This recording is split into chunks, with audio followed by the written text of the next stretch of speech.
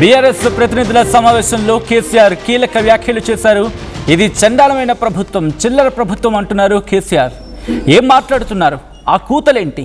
రాష్ట్రంలో రైతుల పరిస్థితి దిగజారిపోయిందంటున్నారు కేసీఆర్. రాష్ట్ర ప్రభుత్వానికి ధాన్యం కొనటం చేత కావటం లేదు అంటూ సంచలన వ్యాఖ్యలు చేశారు ఆయన. రాష్ట్రంలో ఏం జరుగుతోందో అర్థం కావటం లేదంటున్నారు కేసీఆర్. బొందల పడ్డట్టయింది అంటూ ప్రజలు బాధపడుతున్నారు అని చెప్పుకొచ్చారు కేసీఆర్. తేజస్వి సూర్య తెలంగాణపై మాట్లాడితే ఒక్కడు కూడా స్పందించలేదు అంటూ ఆగ్రహాన్ని వ్యక్తం చేశారు ఆయన. బీఆర్ఎస్ ఎంపీలు ఉంటే రణరంగం సృష్టించే వాళ్ళు అంటూ చెప్పుకొచ్చారు. లోక్సభలో మనం లేని లోటు స్పష్టంగా కనిపించిందంటున్నారు కేసీఆర్. తెలంగాణ పట్ల బీఆర్ఎస్కు ఉన్న చిత్తశుద్ధి ఎవరికీ ఉండదు అంటూ చెప్పుకొచ్చారు ఆయన. 2009లో చంద్రబాబుతో జై తెలంగాణ అనిపించేందుకు పొత్తు అంటూ కూడా ఇన్ఫ్యాక్ట్ మాట్లాడుకొచ్చారు కేసీఆర్.